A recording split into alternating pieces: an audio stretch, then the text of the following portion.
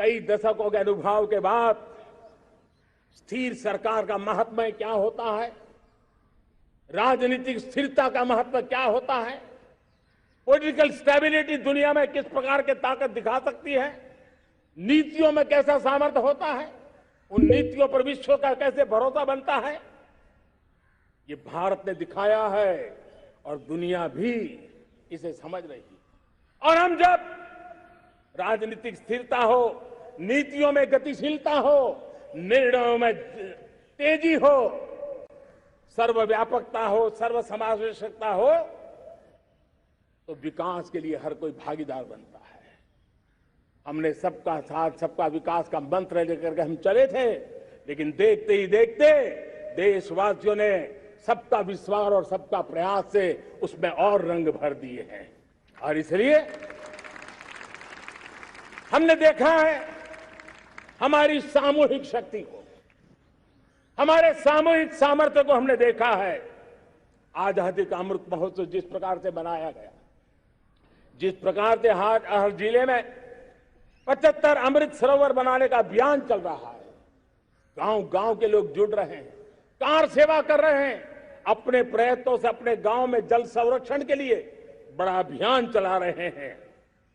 और इसलिए भाइयों बहनों, चाहे स्वच्छता का अभियान हो, चाहे गरीबों के कल्याण का काम हो, देश आज पूरी शक्ति से आगे बढ़ रहा है। लेकिन भाइयों बहनों, हम लोग आजादी के अमृत काल में हमारी 75 साल की यात्रा को, उसका गौरवगान करते रहेंगे, अपनी ही पीठ थपथपाते रहेंगे, तो हमारे सपने कहीं दूर चले जाएंगे। और इसलिए 75 साल का कालखंड कितना ही शानदार रहा हो, कितने ही संकटों वाला रहा हो, कितने ही चुनौतियों वाला रहा हो, कितने ही सपने अधूरे दिखते हो, उसके बावजूद भी आज जब हम अमृत काल में प्रवेश कर रहे हैं, अगले 25 वर्ष हमारे देश के लिए अत्यंत महत्वपूर्ण है। और इसलिए जब मैं आज मेरे सामने लाल किले पर से 130 करोड़ देशवासियों के सामर्थ्य का स्मरण करता हूं, उनके सपनों को देखता हूं, उनके संकल्पों की अनुभूति करता हूं, तो साथियों मुझे लगता है आने वाले 25 साल के लिए हमें उस पंच प्राण पर अपनी शक्ति को केंद्रित करनी होगी, अपने संकल्पों को केंद्रित करना होगा, अपने सामर्थ्य को केंद्रित करना होगा। और हमें उन पंच प्राण को लेकर के 2047 जब आजादी के 100 साल होंगे, आजादी के दीवानों के सारे सपने पूरे करने का जिम्मा उठा करके चलना होगा। जब मैं पंच प्राण की बात करता हूं, तो पहला प्राण, अब देश बड़े संकल्प लेकर के ही चलेगा, बहुत बड़े संकल्प लेकर के चलना होगा। और वो बड़ा संकल्प है विकसित भारत। अब उससे कुछ कम नहीं होना चाहिए, बड़ा संकल्प। दूसरा प्राण है किसी भी कोने में हमारे मन के भीतर, हमारे आदतों के भीतर गुलामी का एक भी अंश अगर भी अभी भी है, तो उसको किसी भी हालत में बचने नहीं देना। अब 100%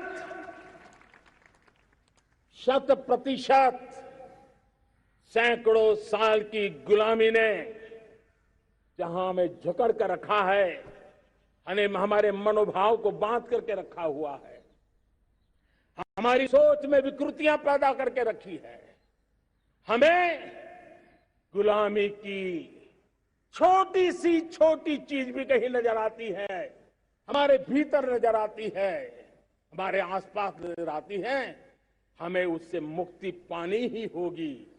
यह हमारा दूसरी प्राण शक्ति है। तीसरी प्राण शक्ति, हमें हमारी विरासत पर गर्व होना चाहिए। हमारी विरासत के प्रति, क्योंकि यही विरासत है जिसने कभी भारत को स्वर्णिम काल दिया था, और यही विरासत है जो समय को अनुकूल परिवर्तन करने की आदत रखती है। यही विरासत है जो काल बाह्य छोड़ती रही है, नित्य नूतन स्वीकारती रही है। और इसलिए इस विरासत के प्रति हमें गर्व होना चाहिए। चौथा प्राण, वो भी उतना ही महत्वपूर्ण है, और वो है एकता और एकजुटता। 130 करोड़ देशवासियों में एकता, न कोई अपना न कोई पराया। एकता की ताकत एक भारत श्रेष्ठ भारत के सपनों के लिए हमारा चौथा प्राण है। और पांचवा प्राण है नागरिकों का कर्तव्य। नागरिकों का कर्तव्य, जिसमें प्रधानमंत्री भी बाहर नहीं होता है, मुख्यमंत्री भी बाहर नहीं होता है, वो भी नागरिक है। नागरिकों का कर्तव्य, यह हमारे आने वाली 25 साल के सपनों को पूरा करने के लिए एक बहुत बड़ी प्राण शक्ति है। मेरे प्यारे देशवासियों, जब सपने बड़े होते हैं,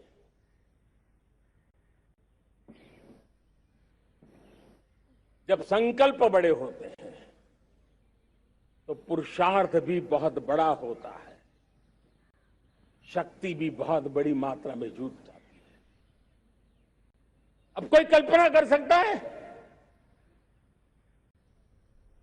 कि देश 40-42 के कालखंड को याद कीजिए।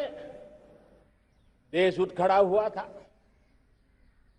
किसी ने हाथ में झाड़ू लिया था, किसी ने तकली ली थी, किसी ने रेंटिया लिया था, किसी ने सत्याग्रह का मार्ग चुना था, किसी ने संघर्ष का मान चुना था, किसी ने क्रांति की वीरता का रास्ता चुना था। लेकिन संकल्प बड़ा था, आजादी। और ताकत देखिए, बड़ा संकल्प था तो आजादी लेके रहे, हम आजाद हो गए। अगर संकल्प छोटा होता, सीमित होता, तो शायद आज भी संघर्ष करने के दिन चालू रहते। लेकिन संकल्प बड़ा था तो हमने हासिल भी किया। मेरे प्यारे देशवासियों, अब आज जब अमृत काल की पहली प्रभात है, तो हमें इस 25 साल में विकसित भारत बना के रहना है, अपनी आंखों के सामने। और जो 20, 22, 25 साल के नौजवान मेरे देश के मेरे सामने हैं, मेरे देश के नौजवानों, जब देश आजादी के 100 साल मनाएगा, तब आप 50-55 के हुए होंगे। मतलब आपके जीवन का ये स्वर्णिम काल, आपकी उम्र के ये 25-30 साल भारत के सपनों को पूरा करने का काल है। आप संकल्प लेकर के मेरे साथ चल पड़िए साथियों, तिरंगे झंडे की शपथ लेकर के चल पड़िए। हम सब पूरी ताकत से लगे आए। बड़ा संकल्प, मेरा देश विकसित देश होगा, डेवलप कंट्री होगा। विकास के हर पैरामीटर में हम मानव केंद्रीय व्यवस्था को विकसित करेंगे। हमारे केंद्र में मानव होगा, हमारे केंद्र में के मानव की आशा आकांक्षाएं होगी। हम जानते हैं, भारत जब बड़े संकल्प करता है तो करके भी दिखाता है। जब मैंने यहां स्वच्छता की बात कही थी मेरे पहले भाषण में, देश चल पड़ा, जिससे जहां हो सका स्वच्छता की ओर आगे बढ़ा और गंदगी के प्रति नफरत एक स्वभाव बनता गया। यही तो देश है जिसने इसको करके दिखाया है और कर भी रहा है, आगे भी कर रहा है। यही तो देश है जिसने वैक्सीनेशन, दुनिया दुविधा में थी, 200 करोड़ का लक्ष्य पार कर लिया, समय सीमा में कर लिया, पुराने सारे रिकॉर्ड तोड़ के कर लिया। ये देश कर सकता है। हमने तय किया था देश को, खाड़ी के तेल पर हम गुजारा करते हैं, झाड़ी के तेल की ओर कैसे बढ़े। 10% इथेनॉल ब्लेंडिंग का सपना बड़ा लगता था, पुराना इतिहास बताता था संभव नहीं है, लेकिन समय से पहले 10% इथेनॉल ब्लेंडिंग करके देश ने इस सपने को पूरा कर दिया। भाइयों बहनों, 2.5 करोड़ लोगों को इतने कम समय में बिजली कनेक्शन पहुंचाना छोटा काम नहीं था, देश ने करके दिखाया। लाखों परिवारों के घर में जल से नल, नल से जल, नल से जल पहुंचाने का काम आज देश तेज गति से कर रहा है। खुले में शौच से मुक्ति भारत के अंदर आज संभव हो पाया है। मेरे प्यारे देशवासियों, अनुभव कहता है कि एक बार हम सब संकल्प लेकर के चल पड़े तो हम निर्धारित लक्ष्यों को पार कर सकते हैं। रिन्यूएबल एनर्जी का लक्ष्य हो,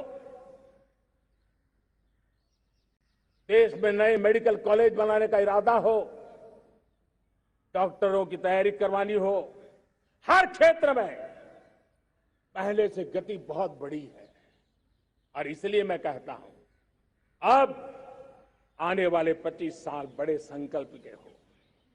यही हमारा प्राण, वही हमारा प्रण भी होना चाहिए।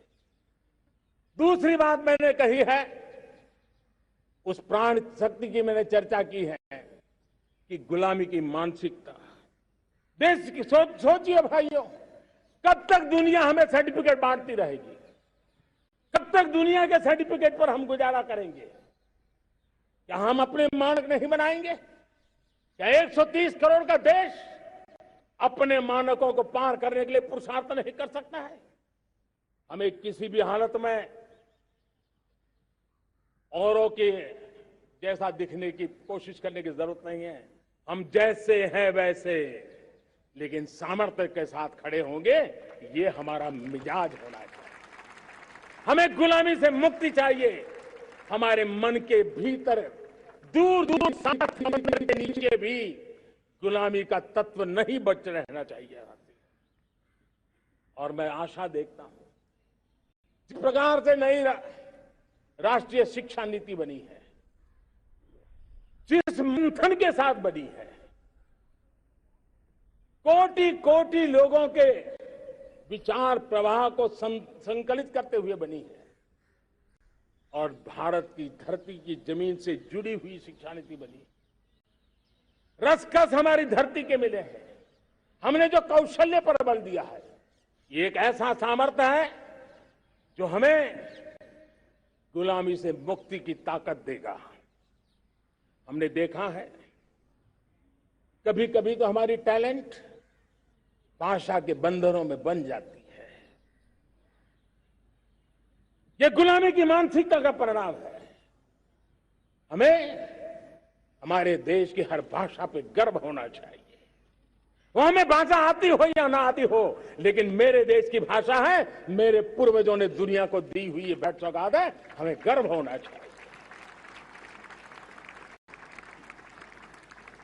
मेरे साथियों, आज डिजिटल इंडिया का रूप हम देख रहे हैं, स्टार्टअप देख रहे हैं। कौन लोग हैं? ये वो टैलेंट है जो टियर 2, टियर 3 सिटी में किसी गांव गरीब के परिवार में बसे हुए लोग हैं। ये हमारे नौजवान है जो आज नई नई खोज के साथ दुनिया के सामने आ रहे हैं। गुलामी की मानसिकता हमें उसे तिलांजलि देनी पड़ेगी। अपने सामर्थ्य पे भरोसा करना होगा।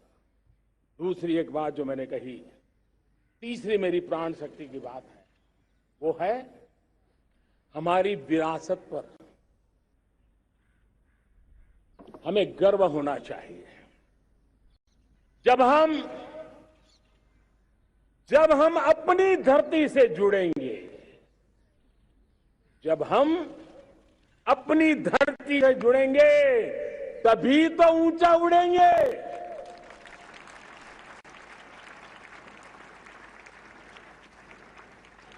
और जब हम ऊंचा उड़ेंगे तो हम विश्व को भी समाधान दे पाएंगे। हमने देखा है, जब हम अपनी चीजों पे गर्व करते हैं, आज दुनिया होलिस्टिक हेल्थ केयर की चर्चा कर रही है, लेकिन जब होलिस्टिक हेल्थ केयर की चर्चा करती है तो उसकी नजर भारत के योग पर जाती है, भारत के आयुर्वेद पर जाती है, भारत की होलिस्टिक लाइफस्टाइल के ऊपर जाती है। ये हमारी विरासत है, हम जो दुनिया को दे रहे हैं। दुनिया आज उससे प्रभावित हो रही है। अब हमारी ताकत देखिए, हम वो लोग हैं जो प्रकृति के साथ जीना जानते हैं, प्रकृति को प्रेम करना जानते हैं। आज विश्व पर्यावरण की जो समस्याओं से जूझ रहा है, हमारे पास वो विरासत है। ग्लोबल वार्मिंग की समस्याओं के समाधान का रास्ता हम लोगों के पास है, हमारे पूर्वजों ने दिया हुआ है। जब हम लाइफस्टाइल की बात करते हैं, एनवायरमेंट फ्रेंडली लाइफस्टाइल की बात करते हैं, हम लाइफ मिशन की बात करते हैं, तो दुनिया का ध्यान आकर्षित करते हैं। हमारे पास ये सामर्थ्य है। हमारा बड़ा धान, मोटा धान, मिलेट, हमारे यहां तो घर घर की चीज रही है। ये हमारी विरासत है। हमारे छोटे किसानों के परिश्रम से छोटी छोटी जमीन के टुकड़ों में फलने फूलने वाली हमारे धान, आज दुनिया अंतर्राष्ट्रीय स्तर पर मिलेट ईयर मनाने के लिए आगे बढ़ रही है। मतलब हमारी विरासत को आज दुनिया, हम उस पर गर्व करना सीखे। हमारे पास दुनिया को बहुत कुछ देना है। हमारे फैमिली वैल्यूज, विश्व के सामाजिक तनाव की जब चर्चा हो रही है, व्यक्तिगत तनाव की चर्चा होती है तो लोगों को योग दिखता है, सामूहिक तनाव की बात होती है तब भारत की पारिवारिक व्यवस्था दिखती है। संयुक्त परिवार की एक पूंजी सदियों से हमारी माताओं बहनों के त्याग बलिदान के कारण परिवार नाम की जो व्यवस्था विकसित हुई, ये हमारी विरासत है। इस विरासत पर हम गर्व कैसे करें? हम तो वो लोग हैं जो जीव में भी शिव देखते हैं। हम वो लोग हैं जो नर में नारायण देखते हैं। हम वो लोग हैं जो नारी तो नारायणी कहते हैं। हम वो लोग हैं जो पौधे में परमात्मा देखते हैं। हम वो लोग हैं जो नदी को मां मानते हैं। हम वो लोग हैं जो हर कंकर में शंकर देखते हैं।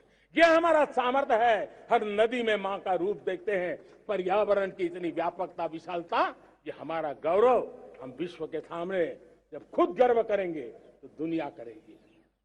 भाइयों बहनों, हम वो लोग हैं जिसने दुनिया को वसुधैव कुटुंबकम का मंत्र दिया। हम वो लोग हैं जो दुनिया को कहते हैं एकम सत विप्रहा वदंती। आज जो होलियर देन दाव का जो संकट चल रहा है, तुझसे बड़ा मैं हूं, ये जो तनाव का कारण बना हुआ है, दुनिया को एकम सत विप्रा बुधा वदंती का ज्ञान देने वाली विरासत हमारे पास है। जो कहते हैं सत्य एक है, जानकार लोग उसको अलग अलग तरीके से कहते हैं। ये गौरव हमारा है। हम लोग हैं जो कहते हैं यत पिंडे तत् ब्रह्मांडे। कितनी बड़ी सोच है। जो ब्रह्मांड में है वो हर जीव मात्र में है। यत पिंडे तत् ब्रह्मांडे, ये कहने वाले हम लोग हैं। हम वो लोग हैं जितने दुनिया का कल्याण देखा है। हम जन कल्याण से जग कल्याण के राही रहे हैं। जन कल्याण से जग कल्याण की राह पर चलने वाले हम लोग जब दुनिया की कामना करते हैं तब कहते हैं सर्वे अपि सुखिनः सन्तु सर्वे सन्तु निरामया। सबके सुख की बात, सबके आरोग्य की बात करना, ये हमारी विरासत है। और इसलिए हम बड़ी शान के साथ हमारी इस विरासत का गर्व करना सीखें। ये प्राण शक्ति है हमारी। हमें 25 साल के सपनों पूरा करने के लिए जरूरी है। उसी प्रकार से मेरे प्यारे देशवासियों, एक और महत्वपूर्ण विषय है एकता, एकजुटता। इतने बड़े देश को, उसकी विविधता को हमें सेलिब्रेट करना है। इतने पंथ, परंपराएं, ये हमारे आन बान शान है। कोई नीचा नहीं, कोई ऊंचा नहीं है, सब बराबर है। कोई मेरा नहीं, कोई पराया नहीं, सब अपने हैं। ये भाव एकता के लिए बहुत जरूरी है। घर में भी एकता की नींव तभी रखी जाती है जब बेटे बेटी एक समान हो। अगर बेटे बेटी एक समान नहीं होंगे तो एकता के मंत्र नहीं गूंज सकते हैं। जेंडर इक्वलिटी हमारी एकता के लिए पहली शर्त। जब हम एकता की बात करते हैं, अगर हमारे एक ही पैरामीटर हो, एक ही मानदंड हो, जिस मानदंड को हम कहें इंडिया फर्स्ट, मैं जो कुछ भी कर रहा हूं, जो भी सोच रहा हूं, जो बोल रहा हूं, इंडिया फर्स्ट के अनुकूल है, एकता का रास्ता खुल जाएगा। दोस्त, हमें एकता से बांधने का वो मंत्र है, हमें इसको पकड़ना है। मुझे पूरा विश्वास है कि हम समाज के अंदर ऊंच नीच के भेदभावों से, मेरे तेरे के भेदभावों से हम सबकी पुजारी बने। श्रमेव जयते कहते हैं हम, श्रमिक का सम्मान, ये हमारा स्वभाव होना चाहिए। लेकिन भाइयों बहनों, मैं लाल किले से मेरी एक पीड़ा और कहना चाहता हूं। ये दर्द मैं कह बिना नहीं रह सकता। मैं जानता हूं कि शायद लाल किले का विषय नहीं हो सकता, लेकिन मेरे भीतर का कारण से हमारे अंदर एक ऐसी विकृति आई है, हमारी बोलचाल में, हमारे व्यवहार में, हमारे कुछ शब्दों में, हम नारी का अपमान करते हैं।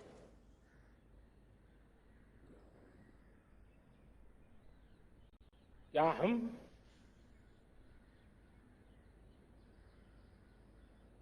स्वभाव से, संस्कार से, रोजमर्रा की जिंदगी में नारी को अपमानित करने वाली हर बात से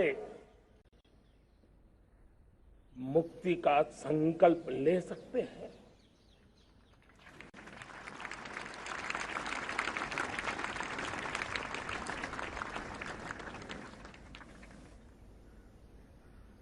नारी का गौरव राष्ट्र के सपने पूरे करने में बहुत बड़ी पूंजी बनने वाला है। ये सामर्थ्य मैं देख रहा हूं और इसलिए मैं इस बात का आग्रही हूं। मेरे प्यारे देशवासियों, मैं पांचवी प्राण शक्ति की बात करता हूं और वो पांचवी प्राण शक्ति है नागरिक का कर्तव्य। दुनिया में जिन जिन देशों ने प्रगति की है, जिन जिन देशों ने कुछ अचीव किया है, व्यक्तिगत जीवन में भी जिसने अचीव किया है, कुछ बातें उभर करके सामने आती हैं। एक, अनुशासित जीवन। दूसरा, कर्तव्य के प्रति समर्पण। व्यक्ति की जीवन की सफलता हो, समाज की हो, परिवार की हो, राष्ट्र की हो, ये मूलभूत मार्ग है, ये मूलभूत प्राण शक्ति है। और इसलिए हमें कर्तव्य पर बल देना ही होगा। यह शासन का काम है कि बिजली 24 घंटे पहुंचाने के लिए प्रयास करे, लेकिन ये नागरिक का कर्तव्य है कि जितनी ज्यादा यूनिट बिजली बचा सकते बचाएं। हर खेत में पानी पहुंचाना सरकार की जिम्मेवारी है, सरकार का प्रयास है, लेकिन पर ड्रॉप मोर क्रॉप, पानी बचाते हुए आगे बढ़ना, मेरे हर खेत से आवाज उठनी चाहिए।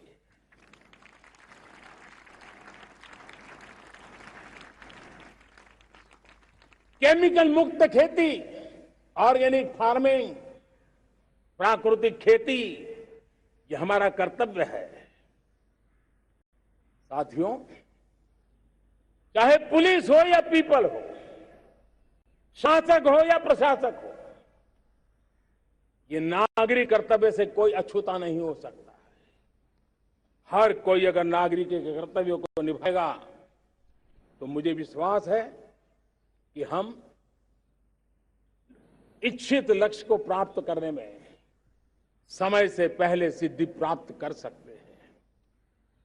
मेरे प्यारे देशवासियों, आज महर्षि अरविंदो की जन्म जयंती भी है। मैं उस महापुरुष के चरणों में नमन करता हूं, लेकिन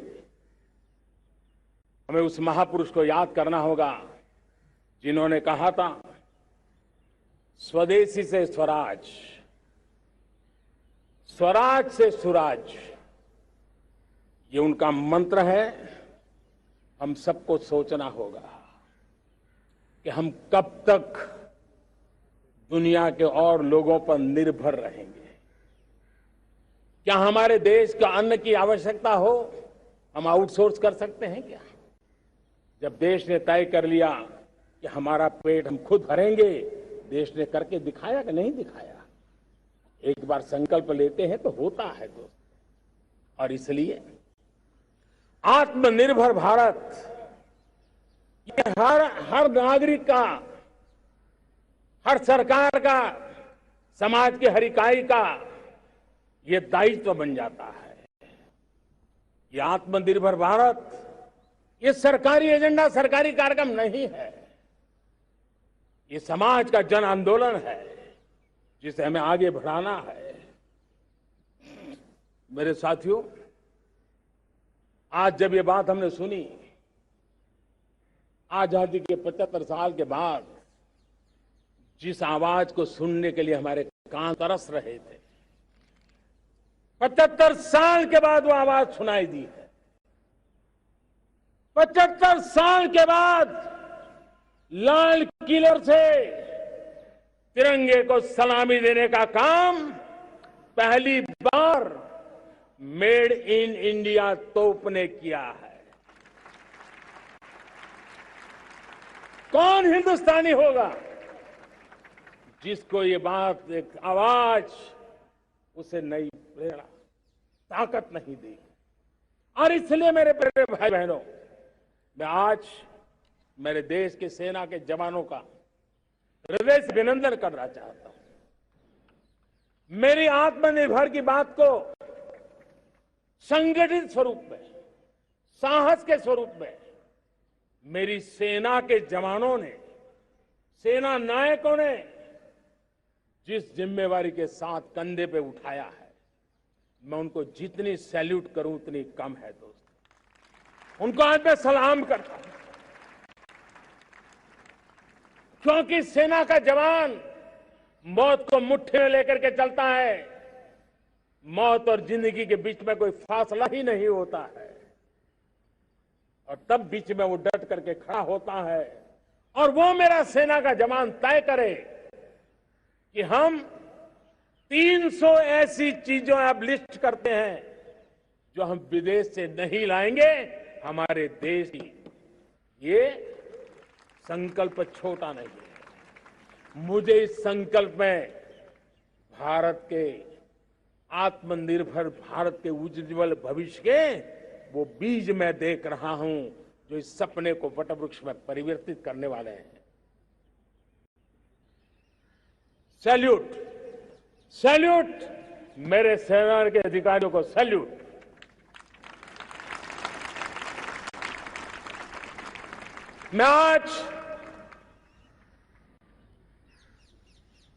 मैं मेरे छोटे छोटे बालकों को, 5 साल 7 साल की आयु के बालक, उनको भी सैल्यूट करना,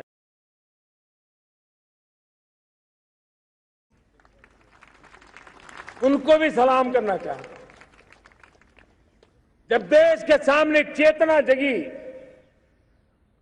मैंने सैकड़ों परिवारों से सुना है, 5-5, 7 साल के बच्चे घर में कह रहे हैं कि अब हम विदेशी खिलौने से नहीं खेलते। 5 साल का बच्चा घर में विदेशी खिलौने से नहीं खेलेंगे, ये जब सब संकल्प करता है ना, तब आत्मनिर्भर भारत उसकी रगों में दौड़ता है। आप देखिए, पीएलआई स्कीम 1,00,000 करोड़ रुपया दुनिया के लोग हिंदुस्तान में अपना नसीब आजमाने आ रहे हैं, टेक्नोलॉजी लेकर के आ रहे हैं, रोजगार के नए अवसर बना रहे हैं। भारत मैन्युफैक्चरिंग हब बनता जा रहा है, आत्मनिर्भर भारत की बुनियाद बना रहा है।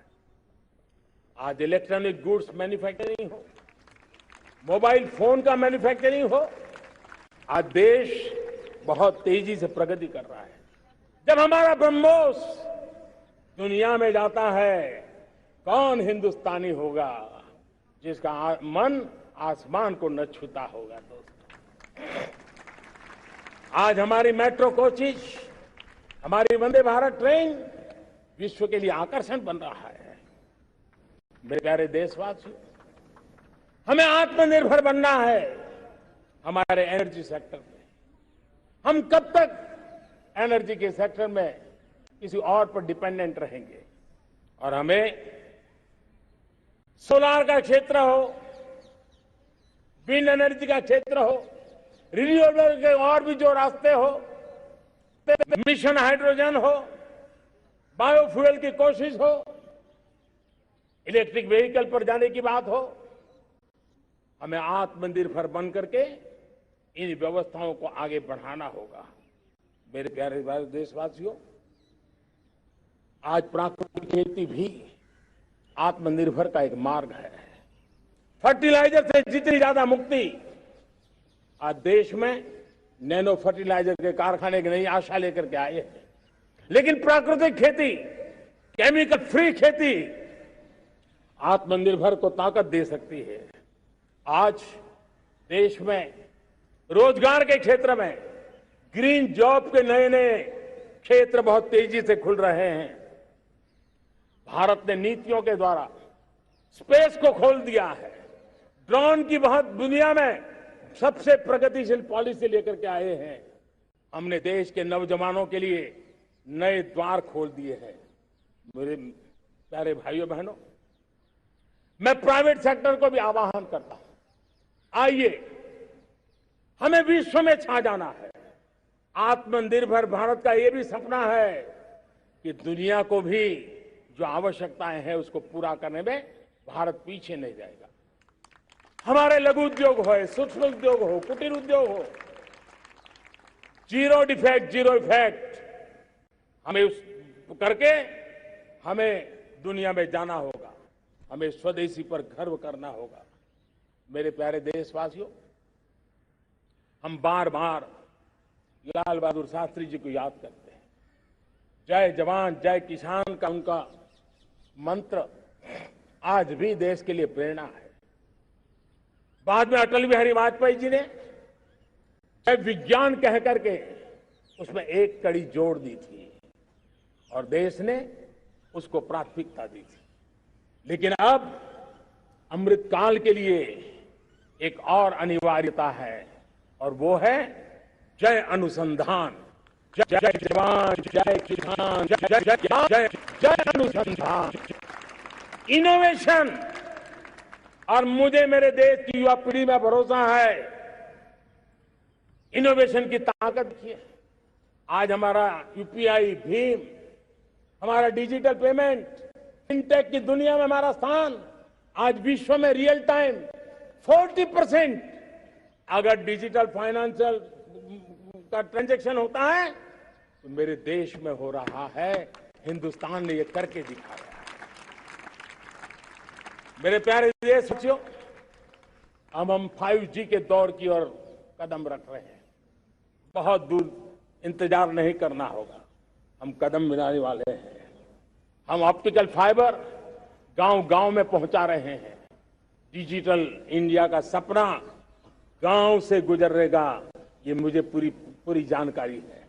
आज मुझे खुशी है, हिंदुस्तान के 4 लाख कॉमन सर्विस सेंटर्स गांवों में विकसित हो रहे हैं। गांव के नौजवान बेटे बेटियां कॉमन सर्विस सेंटर चला रही हैं। देश गर्व कर सकता है कि गांव के क्षेत्र में 4 लाख डिजिटल एंटरप्रेन्योर का तैयार होना और सारी सेवाएं लोग गांव के लोग उनके यहां लेने के लिए आदी बन जाए, ये अपने आप में टेक्नोलॉजी हब बनने की भारत की जो ताकत है।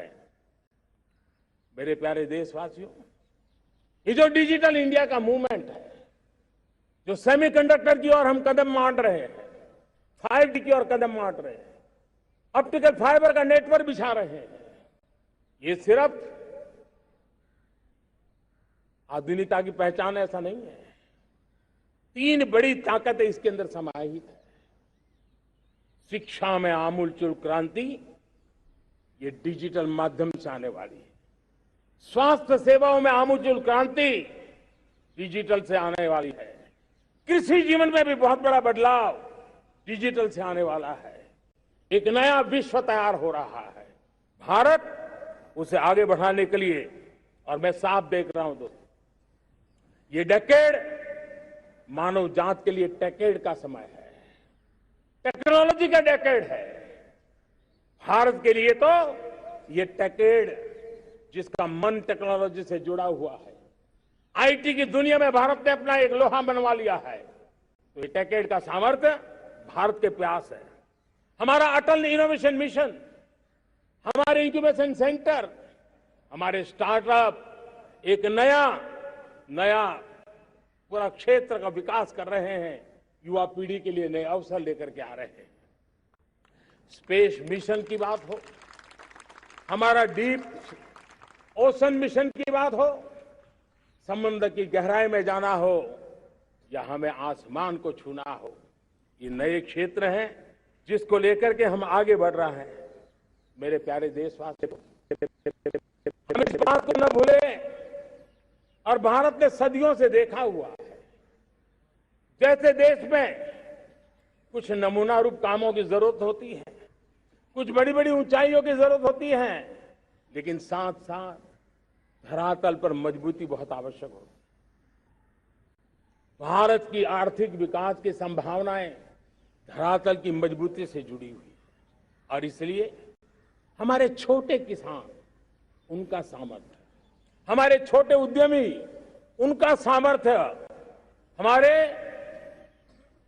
लघु उद्योग, कुटीर उद्योग, सूक्ष्म उद्योग, रेहड़ी पटरी वाले लोग, घरों में काम करने वाले लोग, ऑटो रिक्शा चलाने वाले लोग, बस सेवाएं देने वाले लोग, ये समाज का जो सबसे बड़ा तबका है, इसका सामर्थ्यवान होना भारत के सामर्थ्य की गारंटी है। और इसलिए हमारे आर्थिक विकास की ये जो मूलभूत जमीनी ताकत है, उस ताकत को सर्वाधिक बल देने की दिशा में हमारा प्रयास चल रहा है। मेरे प्यारे देशवासियों, हमारे पास 75 साल का अनुभव है। हमने 75 साल में कई सारी सिद्धियां भी प्राप्त की हैं। हमने 75 साल के अनुभव में नए सपने भी संजोए हैं, नए संकल्प भी लिए हैं। लेकिन अमृतकाल के लिए हमारे मानव संसाधन का ऑप्टिमम आउटकम कैसे हो, हमारी प्राकृतिक संपदा का ऑप्टिमम आउटकम कैसे हो, इस लक्ष्य को लेकर के हमें चलना है। और तब मैं पिछले कुछ सालों से अनुभव से कह चाहता हूं, आपने देखा होगा, आज अदालत के अंदर देखिए, हमारी वकील के क्षेत्र में काम करने वाले हमारी नारी शक्ति किस ताकत के साथ नजर आ रही है। आप ग्रामीण क्षेत्र में जनप्रतिनिधि के रूप में देखिए, हमारी नारी शक्ति किस मिजाज से, समर्पित भाव से अपनी गांवों की समस्याओं को सुलझाने में लगी हुई है। आज ज्ञान का क्षेत्र देख लीजिए, विज्ञान का क्षेत्र देख लीजिए, हमारे देश की नारी शक्ति सिरमौर नजर आ रही है। आज हम पुलिस पे देखें, हमारी नारी शक्ति लोगों की सुरक्षा की जिम्मेवारी उठा रही है। हम जीवन के हर क्षेत्र में देखें, खेलकूद का मैदान देखें या युद्ध की भूमि देखें, भारत की नारी शक्ति एक नए सामर्थ्य, नए विश्वास के साथ आगे आ रही है। मैं इसको भारत की 75 साल की जो यात्रा में जो योगदान है, उसमें अब कई गुना योगदान आने वाले 25 साल में मैं मेरी नारी शक्ति का देख रहा हूं, मेरी माताओं बहनों का, मेरी बेटियों का देख रहा हूं। और इसलिए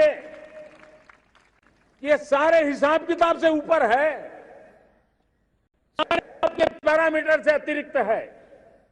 हम इस पर जितना ध्यान देंगे, हम जितने ज्यादा अवसर हमारी बेटियों को देंगे, जितनी सुविधाएं हमारी बेटियों के लिए केंद्रित करेंगे, आप देखना वो हमें बहुत कुछ लौटा करके देगी।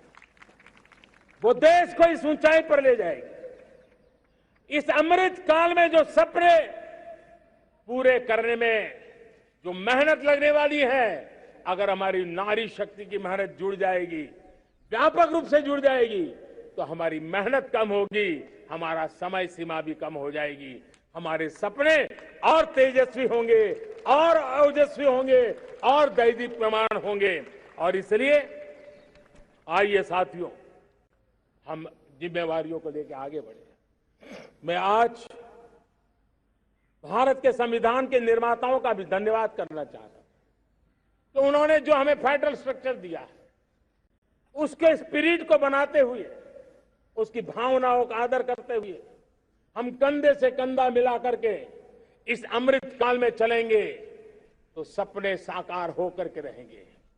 कार्यक्रम भिन्न हो सकते हैं, कार्यशैली भिन्न हो सकती है, लेकिन संकल्प भिन्न नहीं हो सकते। राष्ट्र के लिए सपने भिन्न नहीं हो सकते। आइए हम एक ऐसे युग के अंदर आगे बढ़े। मुझे याद है जब मैं गुजरात का मुख्यमंत्री था, केंद्र में हमारे विचार की सरकार नहीं थी, लेकिन मेरे गुजरात में हर जगह पे मैं एक ही मंत्र लेके चलता था कि भारत विकास के लिए गुजरात का विकास, भारत का विकास हम कहीं पर भी हो, हम सबके मन मस्तिष्क में रहना चाहिए। हमारे देश के कई राज्य हैं जिन्होंने देश को आगे बढ़ाने में बहुत भूमिका अदा की है, नेतृत्व किया है, कई क्षेत्रों में दारुण काम किए हैं। ये हमारे फेडरलिज्म को ताकत देते हैं। लेकिन आज समय की मांग है कि हमें कोऑपरेटिव फेडरलिज्म के साथ साथ कोऑपरेटिव कॉम्पिटिटिव फेडरलिज्म की जरूरत है। हमें विकास की स्पर्धा की जरूरत है। हर राज्य को लगना चाहिए वो राज्य आगे निकल गया, मैं इतनी मेहनत करूंगा, मैं आगे निकल जाऊंगा। उसने ये 10 अच्छे काम किए हैं, मैं 15 अच्छे काम करके दिखाऊंगा। उसने 3 साल में पूरा किया है, मैं 2 साल में करके दिखाऊंगा। हमारे राज्यों के बीच में, हमारी सर्विस, सरकार की सभी इकाइयों के बीच में वो स्पर्धा का वातावरण चाहिए जो हमें विकास की नई ऊंचाइयों पर ले जाने के लिए प्रयास करे। मेरे प्यारे देशवासियों, इस 25 वर्ष का अमृत काल के लिए जब हम चर्चा करते हैं, तब मैं जानता हूं चुनौतियां अनेक हैं, मर्यादाएं अनेक हैं, मुसीबतें भी हैं, बहुत कुछ है। हम इसको कम नहीं आंकते हैं, रास्ते खोजते हैं, लगातार कोशिश कर रहे हैं। लेकिन 2 विषयों को तो मैं यहां आज चर्चा करना चाहता हूं। चर्चा अनेक विषयों पर हो सकती है, लेकिन मैं अभी समय की सीमा के कारण 2 विषयों पर चर्चा करता हूं। और मैं मानता हूं हमारे इन सारी चुनौतियों को कारण, विकृतियों के कारण, बीमारियों के कारण इस 25 साल का अमृतकाल, उस पर शायद अगर हमने समय रहते नहीं चेते, समय रहते समाधान नहीं किए, तो वो ये विकराल रूप ले सकते हैं। और इसलिए मैं सबकी चर्चा न करते हुए दो पर जरूर चर्चा करना चाहता हूं। एक है भ्रष्टाचार, दूसरा है भाई भतीजावाद, परिवारवाद। भारत जैसे लोकतंत्र में जहां लोग गरीबी से जूझ रहे हैं, जब एक तरफ से देखते हैं, एक तरफ वो लोग हैं जिनके पास रहने के लिए जगह नहीं है, दूसरी पार वो तरह लोग हैं जिनको अपना चोरी किया हुआ माल रखने के लिए जगह नहीं है। ये स्थिति अच्छी नहीं है। और इसलिए हमें भ्रष्टाचार के खिलाफ पूरी ताकत से लड़ना है।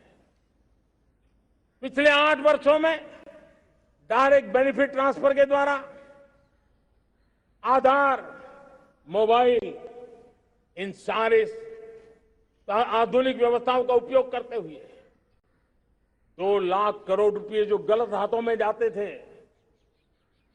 उसको बचा करके देश की भलाई के लिए काम लगाने में हम सफल हुए हैं। जो लोग पिछली सरकारों में बैंकों को लूट लूट करके भाग गए, उनकी संपत्तियां जब्त कर करके वापस लाने की कोशिश कर रहे हैं। कईयों को जेलों में जीने के लिए मजबूर करके रखा हुआ है। हमारी कोशिश है जिन्होंने देश को लूटा है उनको लौटाना पड़े, वो स्थिति हम पैदा करेंगे। भाइयों बहनों, अब भ्रष्टाचार के खिलाफ मैं साफ देख रहा हूं कि हम एक निर्णायक कालखंड में कदम रख रहे हैं। बड़े बड़े चमरबंदी भी बच नहीं पाएंगे। इस मिजाज के साथ भ्रष्टाचार के खिलाफ एक निर्णायक कालखंड में अब हिंदुस्तान कदम रख रहा है। और मैं लाल किले की प्राचीर से बड़ी जिम्मेवारी के साथ कह रहा हूं। और इसलिए भाइयों बहनों, भ्रष्टाचार दीमक की तरह देश को खोखला कर रहा है। मुझे इसके खिलाफ लड़ाई लड़नी है, लड़ाई को तेज करना है, निर्णायक मोड़ पे लेकर के ही जाना है। तब मेरे 130 करोड़ देशवासी, आप मुझे आशीर्वाद दीजिए, आप मेरा साथ दीजिए। मैं आज आपसे साथ मांगने आया, आपका सहयोग मांगने आया हूं, ताकि मैं इस लड़ाई को लड़ पाऊं, इस लड़ाई को देश जीत पाए और सामान्य नागरिक की जिंदगी भ्रष्टाचार ने तबाह करके रखी हुई है। मैं मेरे इन सामान्य नागरिक की जिंदगी को फिर से शान बान शान के लिए जीने के लिए रास्ता बनाना चाहता हूं। और इसलिए मेरे प्यारे देशवासियों, ये चिंता का विषय है कि आज देश में भ्रष्टाचार के प्रति नफरत तो दिखती है, व्यक्त भी होती है, लेकिन कभी कभी भ्रष्टाचारियों के प्रति उदारता बरती जाती है। किसी भी देश में ये शोभा नहीं देगा। और कई लोग तो इतनी बेशर्मी तक चले जाते हैं कि कोर्ट में सजा हो चुकी हो, भ्रष्टाचारी सिद्ध हो चुका हो, जेल जाना तय हो चुका हो, जेल गुजार रहे हो, उसके बावजूद भी उनका महिमा मंडन करने में लगे रहते हैं, उनकी शान शौकत में लगे रहते हैं, उनकी प्रतिष्ठा बनाने में लगे रहते हैं। अगर जब तक समाज में गंदगी के प्रति नफरत नहीं होती है, स्वच्छता की चेतना जगती नहीं है। जब तक भ्रष्टाचार और भ्रष्टाचारी के प्रति नफरत का भाव पैदा नहीं होता है, सामाजिक रूप से उसको नीचा देखने के लिए मजबूर नहीं करते, तब तक एक मानसिकता खत्म होने वाली नहीं है। और इसलिए भ्रष्टाचार के प्रति भी और भ्रष्टाचारियों के प्रति भी हमें बहुत जागरूक होने की जरूरत है। दूसरी एक चर्चा मैं करना चाहता हूं, भाई भतीजावाद। और जब मैं भाई भतीजावाद, परिवारवाद की बात करता हूं तो लोगों को लगता है मैं सिर्फ राजनीतिक क्षेत्र की बात करता हूं। जी नहीं, दुर्भाग्य से राजनीतिक क्षेत्र की उस बुराई ने हिंदुस्तान की हर संस्थाओं में परिवारवाद को पोषित कर दिया है। परिवारवाद हमारी अनेक संस्थाओं को अपने में लपेटे हुए है और उसके कारण मेरे देश की टैलेंट को नुकसान होता है, मेरे देश के सामर्थ्य को नुकसान होता है। जिनके पास अवसर की संभावनाएं हैं वो परिवारवाद, भाई भतीजे के बाद बाहर रह जाता है। भ्रष्टाचार का भी कारण ये भी एक बन जाता है ताकि उसका कोई भाई भतीजे के कार्य आसरा नहीं है तो लगता है चलो भाई कहीं से खरीद करके क्या जगह बना लूं। इस परिवारवाद से, भाई भतीजावाद से हमें हर संस्थाओं में एक नफरत पैदा करनी पड़ी होगी, जागरूकता पैदा करनी होगी, तब हम हमारी संस्थाओं को बचा पाएंगे। संस्थाओं के उज्जवल भविष्य के लिए बहुत आवश्यक है। उसी प्रकार से राजनीति में भी परिवारवाद ने देश के सामर्थ्य को सबसे सारा अन्याय किया है। परिवारवादी राजनीति परिवार की भलाई के लिए होती है, उसको देश की भलाई से कोई लेना देना नहीं होता है। और इसलिए लाल किले की प्राचीर से तिरंगे झंडे के आन बान शान के नीचे भारत के संविधान का स्मरण करते हुए मैं देशवासियों को खुले मन से कहना चाहता हूं, आइए हिंदुस्तान के राजनीति के शुद्धिकरण के लिए भी, हिंदुस्तान की सभी संस्थाओं के शुद्धिकरण के लिए भी हमें देश को इस परिवारवादी मानसिकता से मुक्ति दिला करके योग्यता के आधार पर देश को आगे ले जाने की ओर बढ़ना होगा। यह अनिवार्यता है, वरना हर किसी का मन कुंठित रहता है कि मैं उसके लिए योग्य था, मुझे नहीं मिला क्योंकि मेरा कोई चाचा, मामा, पिता, दादा, दादी, नाना, नानी कोई वहां थे नहीं। ये मनस्थिति किसी भी देश के लिए अच्छी नहीं। मेरे देश के नौजवानों, मैं आपके उज्जवल भविष्य के लिए, आपके सपनों के लिए, मैं भाई भतीजावाद के खिलाफ लड़ाई में आपका साथ चाहता हूं। परिवारवादी राजनीति के खिलाफ लड़ाई में मैं आपका साथ चाहता हूं। ये संवैधानिक जिम्मेवारी मानता हूं मैं, ये लोकतंत्र की जिम्मेवारी मानता हूं मैं, ये लाल किले के प्राचीर से कही गई बात की ताकत में मानता हूं और इस सब में आपका अवसर चाहता हूं। हमने देखा पिछले दिनों खेलों में, ऐसा तो नहीं है कि देश के पास पहले प्रतिभाएं नहीं रही होंगी, ऐसा तो नहीं है कि खेलकूद की दुनिया में हिंदुस्तान के नौजवान, हमारे बेटे बेटियां कुछ कर नहीं सकते, लेकिन सिलेक्शन भाई भतीजेवाद के चैनल से गुजरते थे और उसके कारण वो खेल के मैदान तक, उस देश तक तो पहुंच जाते थे।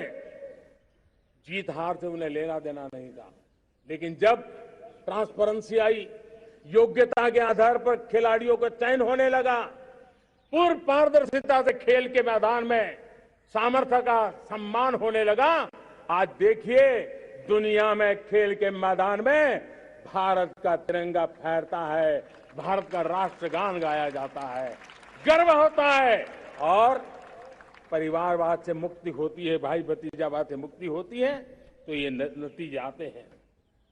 मेरे प्यारे देशवासियों, ये ठीक है, चुनौतियां बहुत है। अगर इस देश के सामने करोड़ों संकट है तो करोड़ों समाधान भी है और मेरा 130 करोड़ देशवासियों पर भरोसा है। 130 करोड़ देशवासी निर्धारित लक्ष्य के साथ, संकल्प के प्रति समर्पण के साथ, जब 130 करोड़ देशवासी एक कदम आगे रखते हैं ना, तो हिंदुस्तान 130 करोड़ कदम आगे बढ़ जाता है। इस सामर्थ्य को करके हमने आगे बढ़ना है। इस अमृत काल में, जब ये अमृत काल की पहली बेला है, पहली प्रभात है, हमें आने वाले 25 साल को एक पल भी भूलना नहीं है। एक एक दिन, समय का प्रत्येक क्षण, जीवन का प्रत्येक कण मातृभूमि के लिए जीना, और तभी आजादी के दीवानों को हमारी सच्ची श्रद्धांजलि होगी। तभी 75 साल तक देश को यहां तक पहुंचाने में जिन जिन लोगों ने योगदान किया, उनका पुण्य स्मरण हमें काम आएगा। मैं देशवासियों से आग्रह करते हुए नई संभावनाओं को संजोते हुए, नए संकल्पों को पार करते हुए आगे बढ़ने का विश्वास लेकर के आज अमृत काल का आरंभ करते हैं। आजादी का अमृत महोत्सव अब अमृत काल की दिशा में पलट चुका है, आगे बढ़ चुका है। तब इस अमृत काल में सबका प्रयास अनिवार्य है, सबका प्रयास ही परिणाम लाने वाला है। टीम इंडिया की भावना ही देश को आगे बढ़ने वाली है। 130 करोड़ देशवासियों की ये टीम इंडिया एक टीम के रूप में आगे बढ़ करके सारे सपनों को साकार करेंगे। इसी पूरे विश्वास के साथ मेरे साथ बोलिए, जय हिंद, जय हिंद, जय हिंद। भारत माता की, भारत माता की, भारत माता की। वंदे वंदे वंदे। बहुत बहुत धन्यवाद।